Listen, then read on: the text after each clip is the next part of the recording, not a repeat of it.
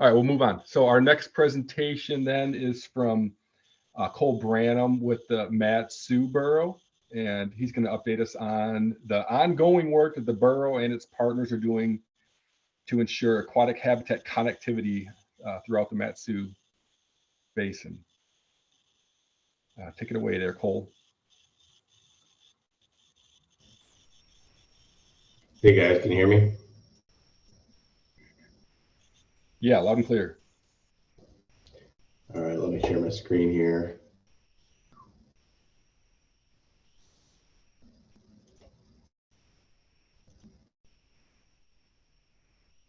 All right, can you see my presentation?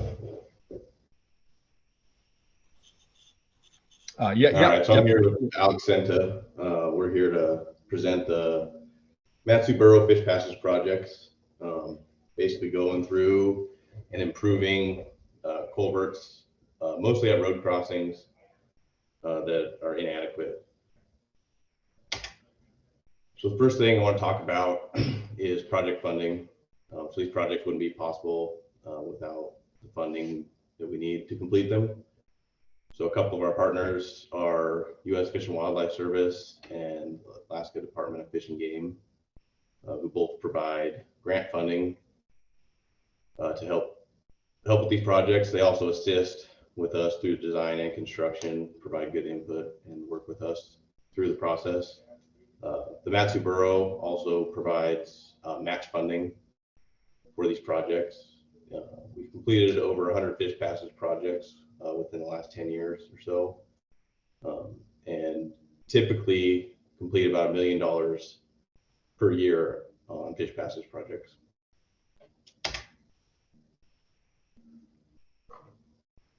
So we utilized Alaska Department of Fish and Game's GIS mapper to prioritize fish passage projects. It's available online. The link at the bottom of the page will take you there. Basically, it's a GIS mapper. There's a couple different tabs on there. One of them is fish passage, which shows a screen similar to this image here. There's 3 categories they have: green for an adequate fish passage, gray is borderline or unknown, and then red is inadequate fish passage. And so obviously our goal is to go green in the Mat-Su Borough, and this mapper covers the whole state of Alaska. Another thing the Mat-Su Borough has done, we've adopted code for fish passage culvert. This is a unique thing we've done here in the borough. You can see it in the 2020 subdivision construction manual. It's a proactive approach to prevent future issues with fish passages. And the method that's recommended in there is stream simulation method, which the goal of that is to replicate the natural stream channel conditions found up and downstream of the crossing. This helps with sediment transportation, flood and debris conveyance, and fish passage, which are all designed to function as a natural channel would.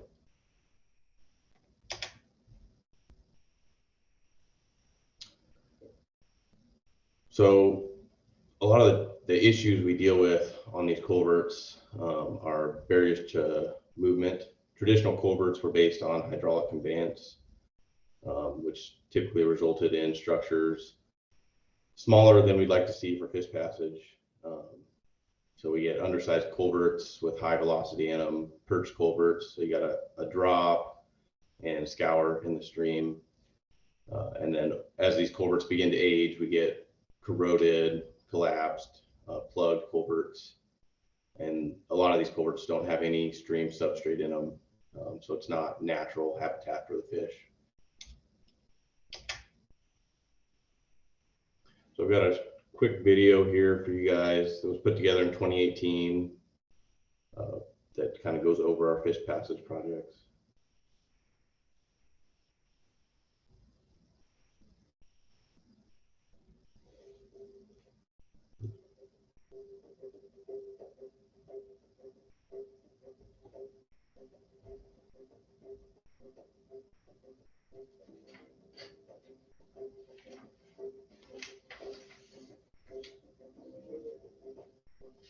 So this is a fish passage restoration project that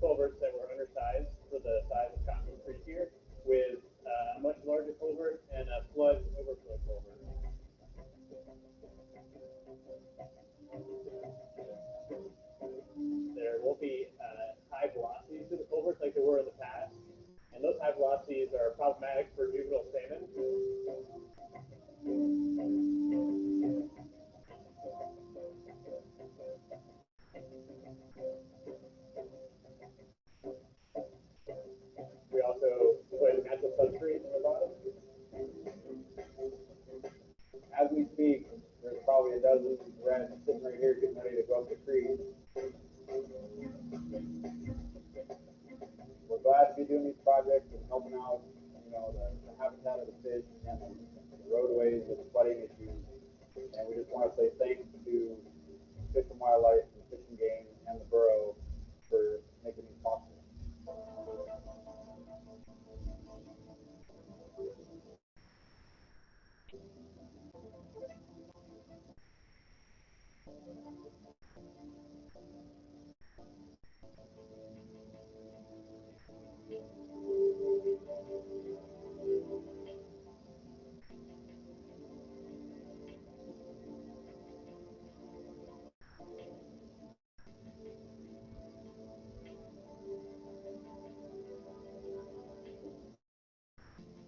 Matanuska-Susitna Borough has been one of our most consistent and committed partners.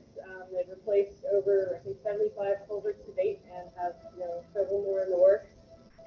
And we just, the scale of the fish passage program in the Matanuska, I think it's pretty unprecedented as a commitment to, you know, really seeing through improving fish passage borough life.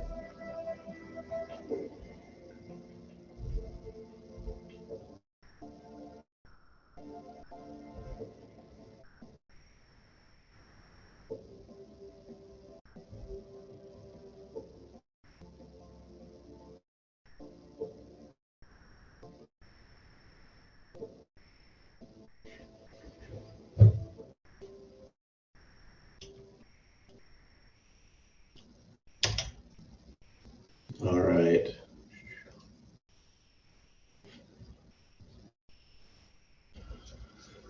So one of the past projects we completed was Cottonwood Creek at Marble Way. We've got a few photos here from this summer after it was completed. What year was that project, Bill? Last summer. Last summer. So yeah, we got a couple different views here, the inlet, the outlet, and it was pretty cool when we were out there. We actually saw some salmon utilizing that fish passage. It's hard to see, but in that center picture there, you can see a red there. So I'll say in this project, those two culverts you see, the one on the left is a 12-foot wide culvert. The one on the right is 18 feet wide. They're placed at a skew under the road, and it was a challenging project, a really big excavation. Those culverts are actually a full elliptical, they're a full elliptical, basically a sideways oval culvert embedded in that concrete retaining wall, and then also attached to some pretty big footings underneath all that. It was kind of a tight site, and just being on a skew like that made it a little more challenging, but it was one of the bigger projects we've done in the last 6 or 8 years. And it was just really cool to see. It was actually, this is the next one upstream of the one you saw on the video. We've been working on Cottonwood Creek for a while. Yeah, we have a couple more case studies here too. Yeah, so the next one we'll talk about is Cloudy Lake at Phillips Drive. And this one, we completed construction this year. So the project's located off Pittman Road in the Meadow Lakes area. The original outlet was a small culvert in the southwest corner of Phillips Drive. So it was an undersized culvert and it quickly dropped off. So it was difficult for fish to pass. Here's some pictures of the culvert before. As you can see, it's an undersized culvert, high velocity at the intake and inside the culvert. There's no stream substrate in the culvert, and the pipe is aged, corroded, and crushed. So this is the outlet of Cloudy Lake before. So you can see it's steep grade, again, high velocity, just tough for fish to navigate. Not friendly at all. And this is a picture of a fish, the outlet of Cloudy Lake, that did not survive.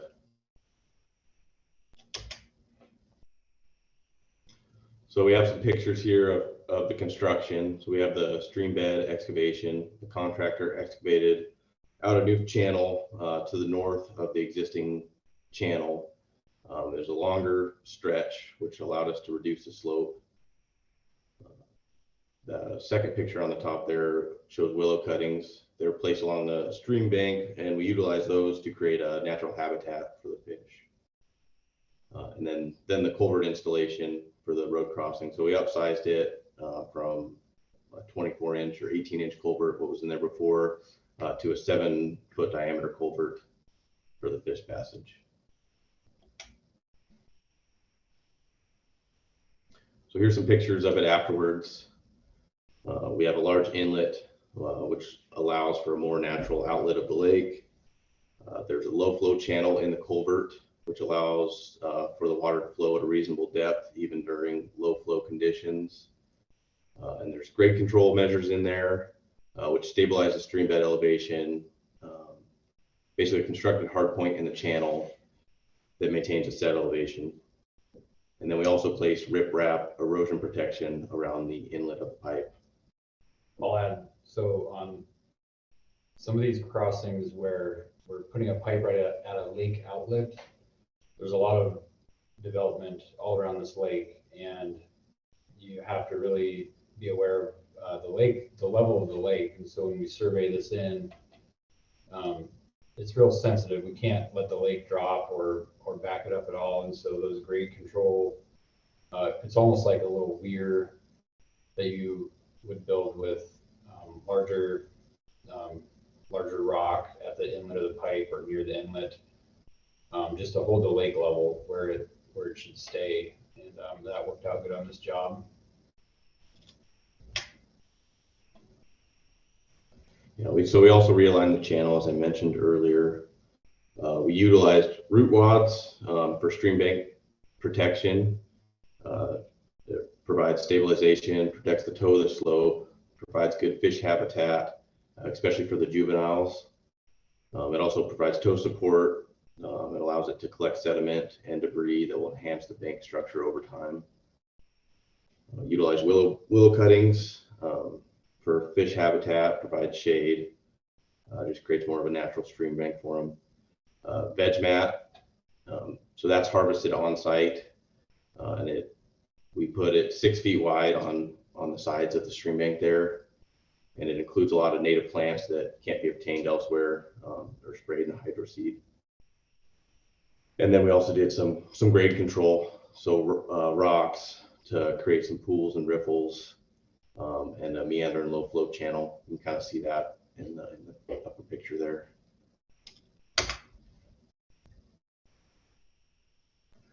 So after the completion of this project, we saw salmon utilizing it almost immediately, which is a success factor for us. We saw spawning within the project limits. So, and this is typical a lot of the projects we do. And it's very cool to see the fish using it, especially that quickly.